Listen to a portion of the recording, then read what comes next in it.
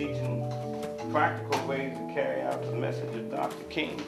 You know, we march over here with paintbrushes and rollers in our hand to help this lady over here who has a beautiful group home, and it teaches our youth how to give back. You know, there's nothing wrong with the marching. You gotta march with a purpose, though. You gotta march with something in mind. So that when it's all over with, you accomplish something other than got some exercise. So that's what you gotta do. You understand? So, we got some nice plans, man, where we can march these kids to the banks where they start to count, you know? And so, march these kids to places where, hey, when it's over with, they can look at something and say they've accomplished something. That's right. And that's what it's about. And I have nothing against people exercising,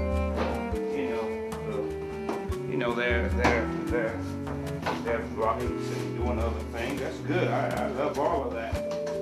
But I think that so much of it is symbolic. We got to get beyond that symbolism to some realities. And we march, and that's a good thing. Then we need to be marching to vacant lots and building up schools, marching to vacant lots and building up homes, marching to our neighbor's house and helping them. You know, that's why King led that march down in Memphis to help them sanitation workers. He didn't just go down there to march and just be on TV, did he? He went down there with a purpose. Same thing in Birmingham. The rest of them places, along with a lot of other people, Dr. Rev Walker, you know. So that was the purpose in that. That's beautiful. But nowadays, too much symbolism.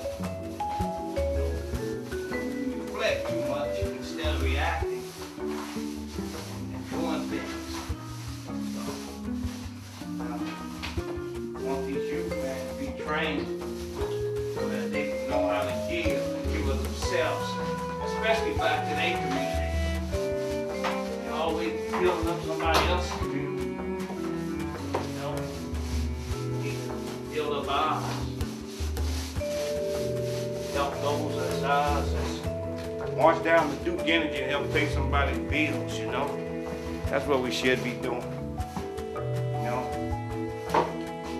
march to help young black men and women build businesses. So that next year this time, instead of marching, you're sitting in somebody's conference center that belongs to somebody black all the way, you know? That's what I'm talking about. But, you know, that's not nothing critical, negative. I wish people would. But that just ain't my cup of tea. So, all that symbolism, you know, I'm tired of it. You know, come help somebody, help your neighbor. You know what I'm saying? Help your neighbor. So, that's why, like I say, we need to take these youth and start teaching them these things. They got too many bad, negative images. These rappers, and as you know, they ain't no undocumented fact. A lot of times they use that money, that drug money, to fuel their music business, you know? And so then all of a sudden, you know, all that violence, you know, words is important. They're very important, and if you listen and look at those children, that individual that just killed those people out there, you know, it ain't nothing new. All that hate that was spread in his heart. Somebody should open up his brain and drop in tape from Dr. King. It'll be a whole different story. But because we spread so much hate through our speech and through our behaviors and through our policies, you know, what do you expect? Sad.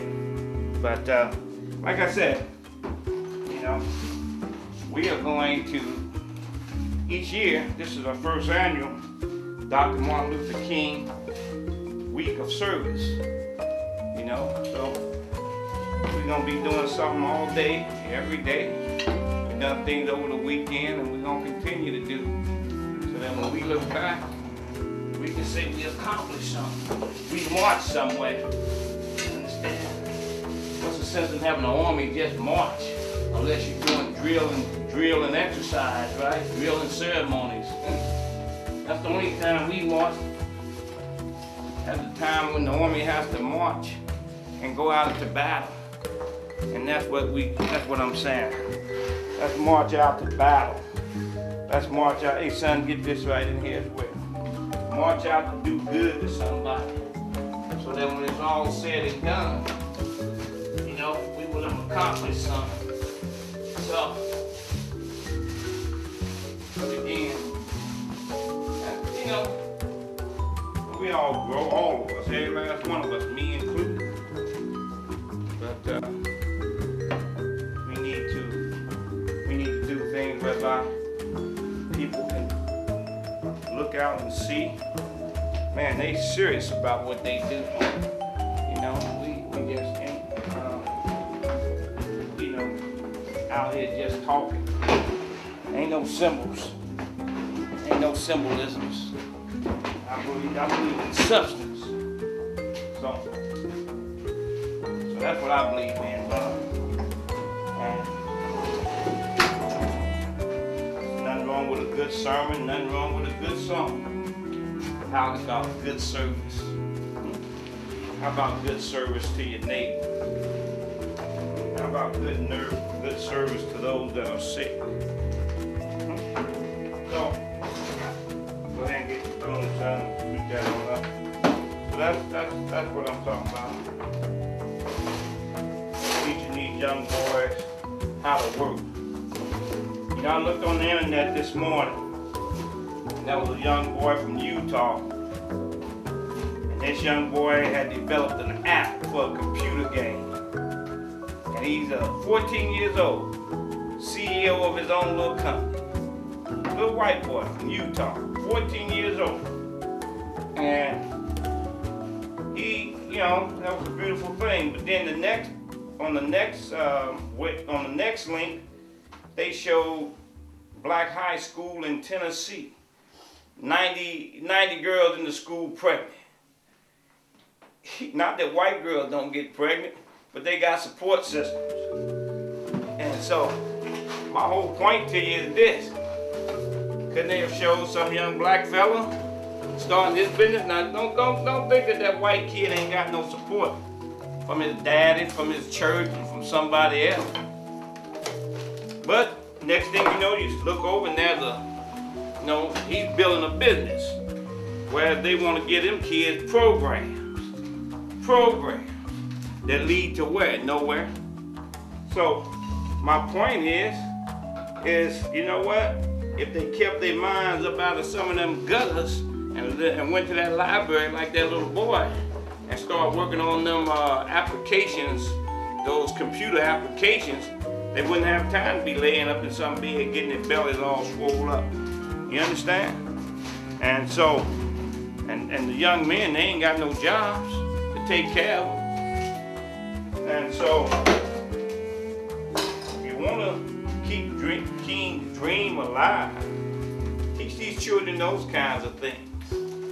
You understand? Keep those kinds of things alive instead of 90 young girls all pregnant. So then that means where's the daddies? Young boys don't know nothing about fatherhood. But again, it's perpetuating a system of poverty. And they actually blocking themselves off from opportunities. It's kind of difficult to do something in this life with a high school diploma nowadays. Now all of a sudden, you gotta have your higher degree. And not only that, they don't even have they don't even have a high school diploma. So what does that mean? They stuck. They stuck. They're gonna be in some government home. Young man can't pay child support, he gonna get him a record. I mean, that's the reality of this stuff. And so everybody wants to, well, you know, we need programs and you don't need no program. Do like that little boy did in Utah. Did he have a program? No, he ain't had no program. You know, somebody put good seeds in his head. Then next thing you know, what's he doing? He's spending his time. And it's not that all black kids are not doing that, because some are, but they just ain't being highlighted. And so, what they focus in on is showing you some little black kid who became a rapper. And he's out here spewing that filthiness and that foolishness, tearing up his community. So my whole point is this. We got young black kids out here who got a lot of dreams, a lot of smarts, and they're the ones we ought to be encouraging and supporting and highlighting. We can't wait until the white press decides to do it. We can't wait until the white media decide to focus in on it. I don't care whether or not they ever focus in on what Rev is doing. As long as God sees it, as long as I know it, and as long as good people see it, these children see it, that's all that matters to me. But there are young girls out here who keeping themselves together. There are young men out here who keeping themselves together. They ain't out here trying to make babies. They're out here trying to make a difference. So, you know, that's how come the ministry said, hey, they go out here and do these things. And that's what we're gonna do, brother. We're gonna make a difference in the lives of somebody, so that when it's all said and done, we will have done what we said and made a difference. That's what we're gonna do, brother.